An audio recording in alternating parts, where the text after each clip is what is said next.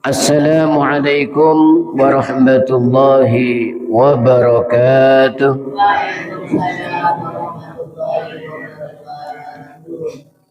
Alhamdulillahi rabbil ka'bati wal baitil ma'mur. Wassalatu wassalamu ala sayyidina wa habibina Muhammad al-Mustafa syakur wa ala alihi wa sahbihi fil ashi wal bukur. Amma ba'du. Yang dimuliakan Allah Subhanahu wa taala, hadirin hadirat jamaah salat subuh. Alhamdulillah pada pagi hari ini kita masih diberikan nikmat sehat oleh Allah Subhanahu wa taala sehingga bisa melaksanakan salat subuh berjamaah. Mudah-mudahan bisa istiqomah. Amin amin ya rabbal alamin. Melanjutkan kajian kita tentang salat sunnah. Qala al-musannif as-sayyid Hasan bin Ahmad al-Kaf matta'anallah bituli hayati syarifah wa nafa'ana bi'ulumihi fid daraini amin. Afdalun nawafil, paling utamanya salat sunnah. Jadi di sini kita akan membahas tentang urutan salat sunnah dari segi keutamaannya. Salat sunnah itu mana yang paling utama dan yang paling besar pahalanya? Ini ada urutannya. Al-awwal al-idain al-adha wal fitru li'annahu qila biwujubihima.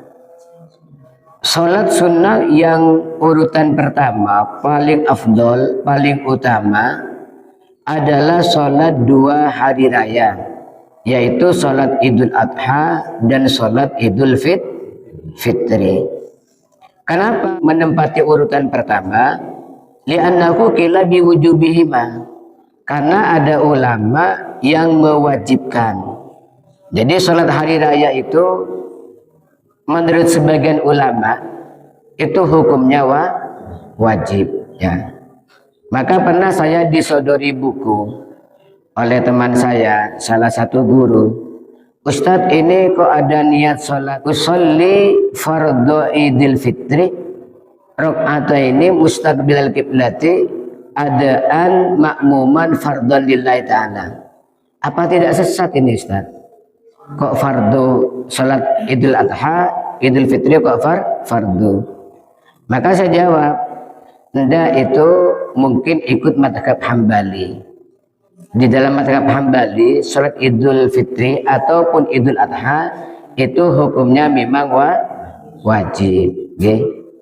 Makanya di kalangan Imam Syafi'i, sholat hari raya ini menempati urutan paling utama, paling afdalnya sholat sunnah. Ini yang pertama. Asani yang kedua, tsummal kusuf lisyamsi, sholat gerhana matahari. Ya, jadi sholat gerhana matahari menempati urutan kedua. Asalis yang ketiga ya, tsummal khusufu lil qamari, salat gerhana rembulan. Jadi bahasa Arabnya kalau gerhana matahari pakai kaf, kusuf. Kalau rembulan, kalau gerhana rembulan khusuf pakai kha ya. Kalau digabung kusufaini pakai kaf cuman dijadikan tasniyah. Kemudian yang keempat, sumbal istisqa, salat istisqa. Istisqa itu maknanya minta hujan, tolabus saqi, minta hujan. Kemarau panjang, tidak hujan-hujan, itu disunahkan untuk melakukan salat sunnah, namanya salat sunnah istisqa. Ini urutan keafdalannya menempati urutan keempat. Sumal witru, kemudian sholat witir. Ya, yang kelima sholat witir. Sholat witir itu dibawanya sholat istisqa. Salat witir ini bisa 11 paling banyak, bisa 9, 7, 5, 3 atau 1 ya. Tsumma rawatib, kemudian salat sunnah rawatib. Ayil qabliyah wal ba'diyah, yaitu qabliyah sebelum salat fardu, wal ba'diyah dan setelah salat fardu. Wa afdaluha rakaatal fajri, yang paling afdalnya salat rawatib adalah 2 rakaat sebelum salat subuh. Jadi yang ke-6, menempati urutan ke-6 salat sunnah itu salat rawatib ya, qabliyah dan ba'diyah. Apa salat rawatib? Salat rawatib itu salat yang mengiringi salat fardu. Apa? Salat yang mengiringi salat fardu. Kalau subuh itu ada qabliyah, qabliyah subuh. Ba'diyah tidak ada. Kalau duhur sama-sama ada, qabliyah duhur dan ba'diyah duhur. Asar itu yang ada hanya qabliyah, qabliyah asar sebelum asar. Maghrib ini ba'diyah maghrib, tapi ada ulama yang mengatakan ada juga qabliyah maghrib. Kemudian isya ini ada qabliyah juga ada ba'diyah. Nanti akan ada di bahasan tersendiri, ada yang muakkad. Muakkad itu sangat kuat, tidak pernah ditinggalkan Rasulullah. Ada yang ghairu muakkad, tidak begitu dikuatkan, karena kadang-kadang Rasulullah mengerjakan, kadang-kadang tidak mengerjakan. Wa afdalu rakaatul fajri, yang paling afdal di antara rawatib itu adalah 2 rakaat sebelum subuh ya. Jadi jangan sampai kita meninggalkan sholat sunnah qabliyah subuh, karena luar biasa pahalanya. Maka yang biasa lambat setelah wudhu terus qamat, itu nanti kita lakukan qabliyah subuhnya setelah sholat, itu boleh ya. Di kitab Fathul Mu'in itu diterangkan, dan di beberapa kitab yang lain. Kalau kita belum sholat qabliyah subuh karena sudah qomat, karena berjamaah sudah mau dilakukan, maka qabliyah subuhnya diganti setelah sholat subuh. Katanya setelah sholat subuh tidak boleh sholat sunnah. Iya kalau sholat sunnah ba'diyah, tapi kalau qabliyah itu boleh. Kata Rasulullah ya, begitu istimewanya 2 rakaat sebelum subuh. Rakaatul fajri khairun minad dunya wa ma fiha. 2 rakaat sebelum subuh itu lebih baik daripada dunia dan seisinya ya. Maka saya selalu pesan anak pondok yang adzan subuh, sebelum baca zikir itu qabliyah subuh dulu. Ya, saya dengarkan dari rumah itu setelah adzan langsung zikiran. Berarti itu belum salat qabliyah. Jadi setelah adzan qabliyah dulu ya, qabliyah, baru setelah itu apa yang mau dibaca untuk menunggu imam dan makmum yang lain itu baru zikir ya. Kemudian yang ke-7, tsummat tarawih. Kemudian salat tarawih. Makanya di bulan Ramadan yang datang setelah sholat isya atau walaupun sudah jamaah isya, jangan meninggalkan rawatib, karena pahalanya lebih besar daripada sholat tarawih. Kemudian yang ke-8 tsummat duha, setelah itu sholat duha ya. Sholat duha itu menempati urutan yang ke-8. Yang terakhir yang ke-9 tsumma baqiyatun nawafil, kemudian sholat sunnah yang lain. Wa minha diantaranya rakaatul ihram, 2 rakaat sunnah ihram ya. Ihram itu niat melakukan umroh atau niat haji ya, umpama sholat takbiratul ihram. Maka kenapa kok disebut ihram? Dari kata-kata ahrama yuhrimu ihraman, mengharamkan.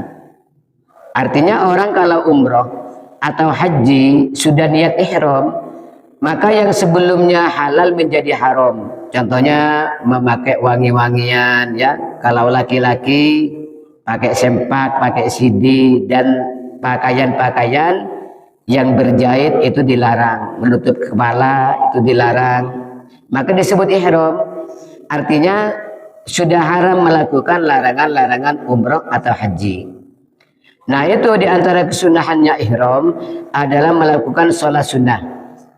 Misalnya yang bapak-bapak, ibu-ibu yang mau umroh, ya, misalnya ambil mikot dari yang terdekat, yaitu Masjid Umroh atau Masjid Aisyah di Tanim, maka sunnah melakukan sholat sunnah ihram, sholat, ya, di Masjid Aisyah. Setelah sholat kemudian niat nawaitul umroh wa ahramtu biha lillah, saya niat umroh dan melaksanakan ibadah umroh. Wa tawaf dan tawaf, sholat sunnah tawaf. Setelah tawaf ini kita disunahkan untuk melakukan sholat 2 rakaat. Wa tahiyatul masjid dan sholat tahiyatul masjid. Jadi setiap masuk masjid kita itu disunahkan untuk melakukan sunnah tahiyat masjid, kecuali hari Jumat dan khotib sudah khutbah kedua, sudah hampir qomat, maka tidak disunahkan lagi untuk melakukan sunnah tahiyatul masjid. Nah, ini penting saya terangkan untuk bapak-bapak yang biasa ke masjid. Kalau kita masuk masjid kan disunahkan tahiyatul masjid. Kalau kita tidak melakukan tahiyatul masjid, gantilah dengan zikir subhanallah walhamdulillah wala ilaha illallah wallahu akbar. Misalnya ada acara musyawarah di masjid, ya, atau majelis sholawat di masjid, kita sungkan mau sholat sunnah karena orang sudah banyak, langsung duduk baca subhanallah walhamdulillah wala ilaha illallah wallahu akbar. Wa sunnatul wudu dan sunnah wudu. Jadi yang terakhir urutan sholat sunat yaitu sholat sunnah wudu. Setiap selesai wudu kita disunahkan untuk melakukan sholat sunnah wudu. Jadi kesimpulannya urutan keafdalan sholat sunnah, yang pertama sholat hari raya, yang kedua gerhana matahari, yang ketiga gerhana rembulan, yang keempat sholat istisqa, yang kelima sholat witir, yang keenam sholat rawatib, yang ketujuh sholat tarawih, yang kedelapan sholat duha, dan yang kesembilan sholat sunnah yang lain. Mudah-mudahan menjadi ilmu yang barokah dan manfaat, bisa menjadi motivasi kita untuk memperbanyak salat sunnah. Amin amin ya rabbal alamin. Maulaya salli wa sallim daiman ala habibika khairil khalqi kullihim. Ya rabbi bil mustafa balligh maqasidana waghfir lana ma madha ya wasi'al karami. Muhammadun sayyidul kaunaini wa thaqalaini wal fariqaini min urbin wa min ajami. Nabiyuna al-amirun nahi fala ahadun abarwa fi qawlina minhu wala na'ami. Huwal habibul ladzi turja syafa'atuhu likulli hawlin minal agwali muhtahami.